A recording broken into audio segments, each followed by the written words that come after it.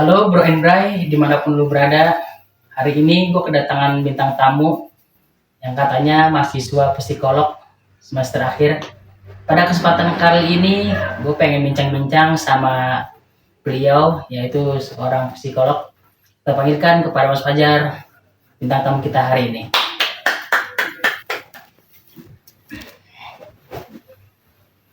Sini Mas, bisa biar kena kameranya. Gimana Mas, sehat? Alhamdulillah. Alhamdulillah.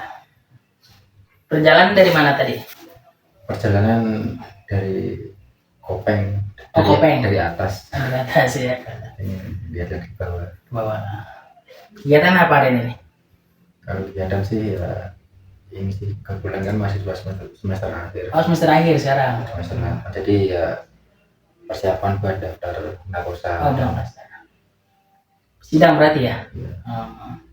Kalau asli nih orang mana nih? Kalau boleh tahu. Kalau asli saya Sragen. Australia ya. Oh, jadi bintang tamu kali ini itu dia seorang mahasiswa psikolog semester akhir yang katanya sedang menyusun buat persyaratan sidang dan aslinya itu dari Sragen. Namun sebelum itu mungkin Mas siapa Mas? Saya. Mas Fajar bisa memperkenalkan terlebih dahulu kepada audiens. Baik, di sini kalau untuk biodata saya ya atau data riwayat hidup saya ya tidak terlalu panjang. Saya juga sama-sama mahasiswa dari UIN Salatiga, dan untuk pengalaman organisasi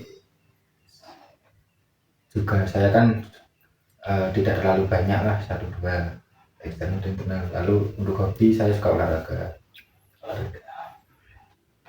Lalu untuk hiburan ya paling nonton anime atau baca-baca komik gitu, bermain game gitu. Tapi untuk doang. Berarti asli Sragen ya Mas ya? Asli Sragen itu hitungannya Jawa Tengah ya? Jawa Tengah. Nah, Sragen itu kalau terkait makanan ciri khasnya apa sih Mas?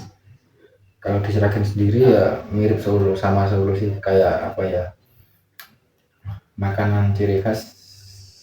Meski saya asli Sragen tapi kan di sana nggak ada spesifik mengklaim apa makanan khasnya, tapi ya di sana paling banyak orang UKM, UMKM atau pedagang-pedagang kaki lima itu ya paling banyak ya bakso, ayam, terus tahu kupat gitu. Kalau untuk wilayah Sragen itu sendiri berdekatan dengan wilayah apa Mas? Kalau dari timur perbatasan Ngawi, kalau dari selatan Solo Karanganyar, kalau dari barat Boyolali, utara Purwodadi. Oh, Purwodadi. Grobogan. Grobogan. Blora juga. Sebenarnya Sragen itu punya makna tersendiri nggak sih Mas? Maksudnya kayak misal contohnya kan kalau Boyolali kan Boyolali, jangan lupa kan contohnya begitu. Kalau Sragen itu artinya apa sih kalau secara harfiahnya itu Pak? Yang setahu Mas itu Sragen itu loh. Kalau Sragen sendiri secara historis untuk penamanan Sragen ya saya kurang belajar sejarah, bukan anak sejarah juga sih. Oh iya. Terus jadi kalau untuk Sragen itu kan terkenal dengan bumi Sukawatinya. Ini kan pahlawan-pahlawan Sukawati itu kan juga jasanya dengan melawan penjajahan juga ada. Jadi ya dijuluki oleh dengan bumi Sukawati Sragen. Ya bisa dicari sendiri. Oh iya. Nah, tadi kan Masnya sendiri itu katanya mahasiswa psikolog ya. Nah, kalau saya pribadi nih Mas, ketika saya berbincang-bincang dengan anak psikolog khususnya nih ya Mas, pasti itu saya hati-hati. Kenapa hati-hati? Karena katanya kalau kita lagi berbincang-bincang dengan orang psikolog, kita ketahuan, oh sekarang kita ini ada masalah apa enggak. Nah itu tanggapan Mas sendiri Mas sebagai mahasiswa psikolog? Ya sebenarnya kan ilmu psikologi itu kan ilmu otodidak ya. Jadi semua orang itu kan pasti bisa lah mau belajar ilmu psikologi. Tapi kan di sisi lain kepekaannya, terus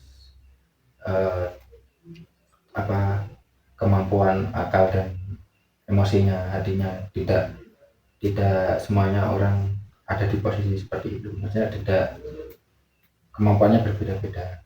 Iya. kita pegang itu. Tapi di sisi lain dengan fasilitas atau alternatif kita, saya sendiri sebagai mahasiswa psikologi bisa belajar di UIN Salatiga yang memberikan kurikulum atau fasilitas belajar. Ya jadi ya terkait materi-materi psikologi juga diberikan, terus praktikum. Kan di sisi lain belajar psikologi kan tidak cukup untuk mengandalkan dari Pribadi di dalam. kurikulum kampus, juga dari kita sendiri mencari bersosial, Oh iya. pengalaman hidup, cari ilmu yang lain-lain. Jadi harus imbang lah dari universal dan universal ya. Berarti kalau psikologi ini terkait praktek dan materi itu lebih banyak ke praktek berarti ya. Karena kan saya juga pernah dengar kata-kata praktek materi tanpa praktek itu nanti hasilnya hanya halusinasi. Tapi di sisi lain praktek tanpa teori juga akan menjadi anarki. Oh gitu. Tapi kan kalau untuk Mas Tony sendiri kan tadi agak berhati-hati dengan orang psikologi ya. Ya gimana ya, sebenarnya kan penilaian pribadi atau asumsi semata itu kan tidak bisa dianggap fakta kecuali dengan riset ilmiah ataupun fakta yang mendukung bukti data di lapangan. Tapi kalau asumsi karena gini, dalam teori psikologi sendiri kan ada tokoh namanya kan Sigmund Freud. Itu kan juga membahas id, ego dan superego.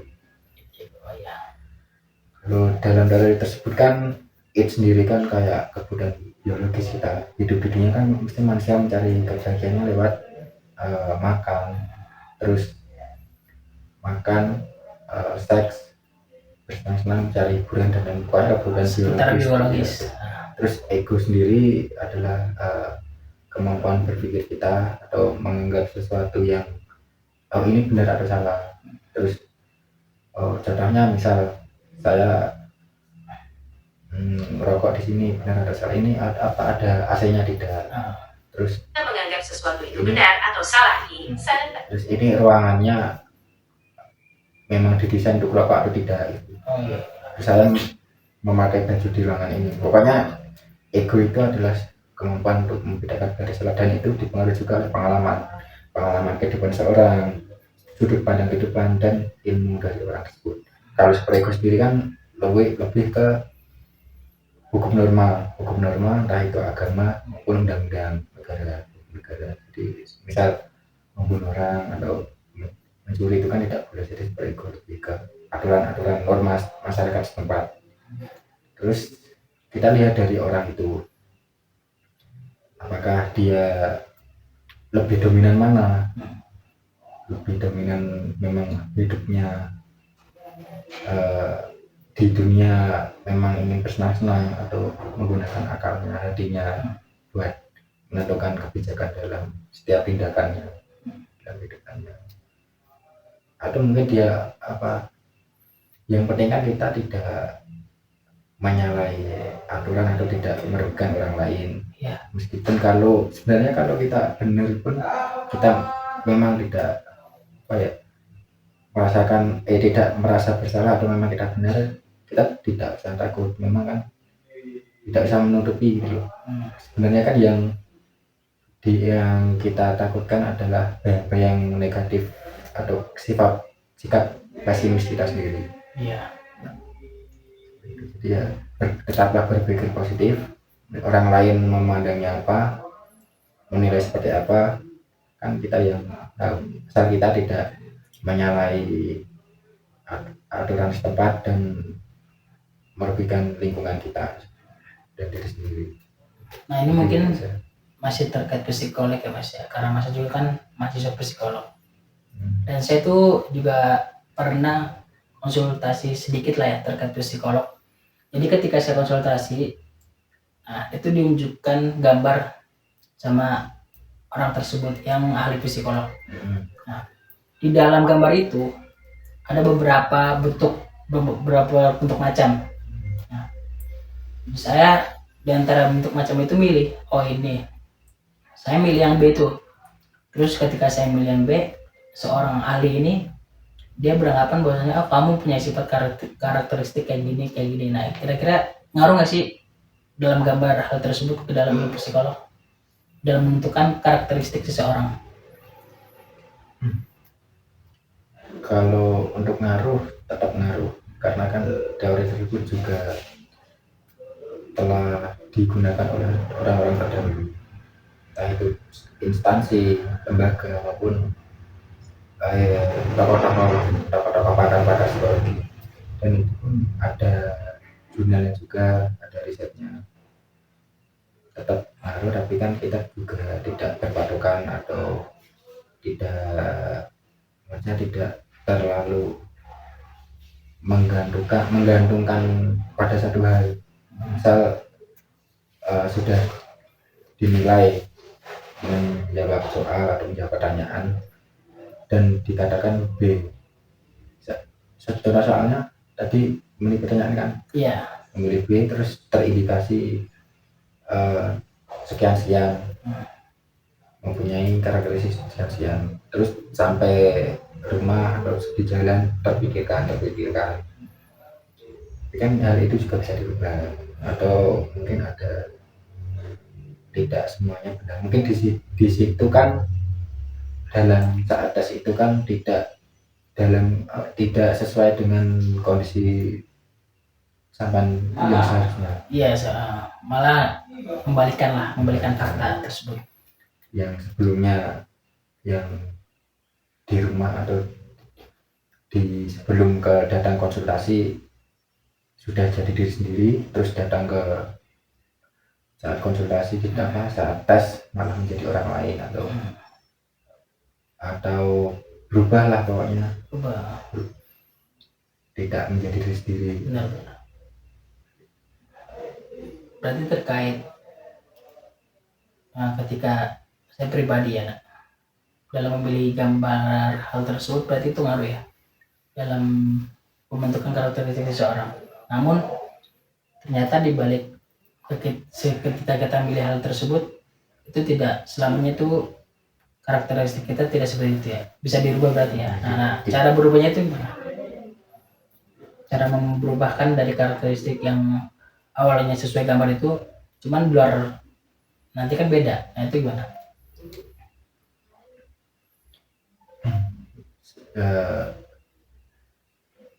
Kita kan pastikan setiap orang ada sebab dan akibat. Kita Kausalitas ya, kayak misal dari gambar terindikasi sekian, pasti ada suatu masalah tertentu yang memicu. Kita kan cari permasalahannya terlebih dahulu, entah faktor lingkungan atau faktor individu, atau mungkin trauma masa lalu yang menyebabkan sekian. Jadi tetap analisis diri sendiri atau apa yang kurang, terus ya itu kan tidak menjadi acuan satu-satunya.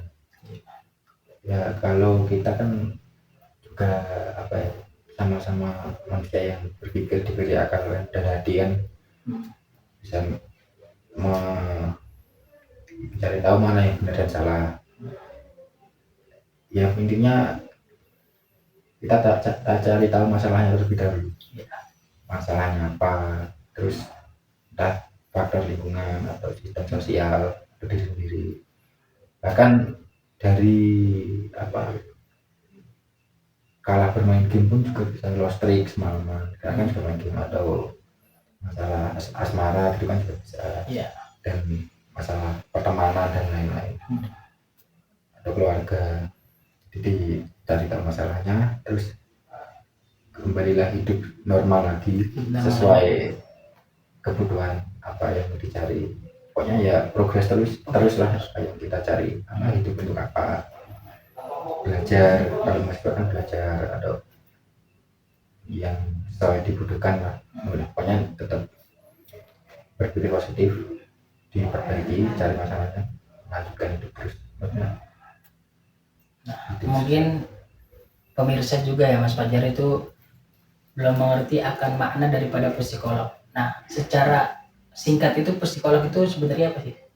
kalau dari segi bahasa ataupun istilah lah yang membuat nanti pemirsa itu paham lah dasar-dasar daripada psikolog.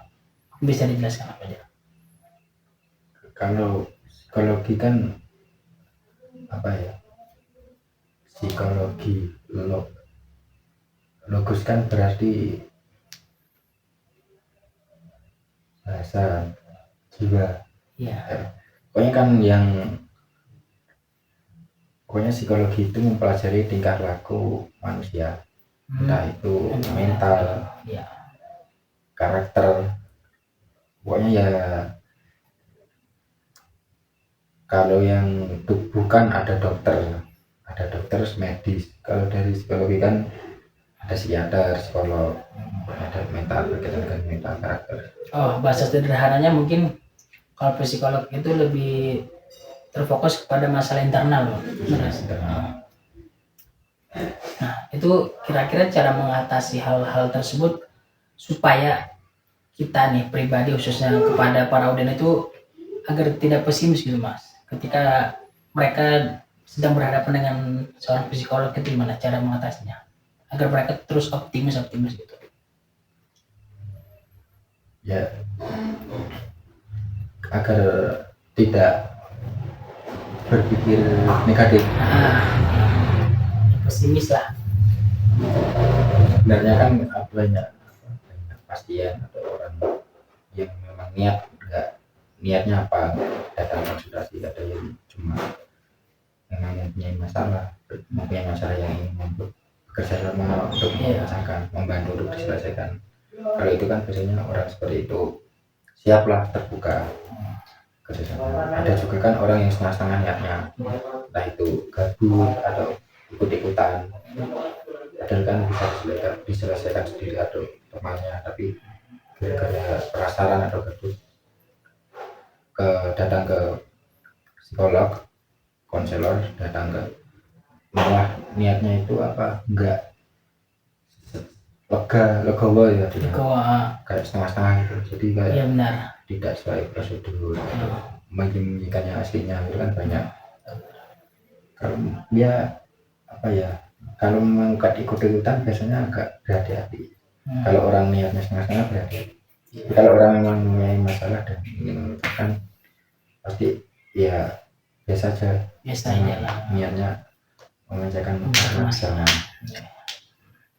Ya mungkin Mas Fajar ya seputar podcast hari ini mungkin ya cukup ya mas. Tadi masnya seorang psikolog dan juga asli dari Sragen Jawa Tengah mas ya. Nah mungkin terakhir mas, ada nggak sih closing statement buat para pemirsa gitu? Bebas. Jangan anggap ucapan penilaian orang lain sebagai penentu hidupmu, tapi hiduplah sesuai kebutuhanmu dan sesuai keinginan, asal itu tidak merugikan dirimu dan lingkunganmu. Oke. Ya teman-teman pemirsa dimanapun berada, Bro and Bray, mungkin podcast hari ini cukup, semoga bermanfaat. Oke.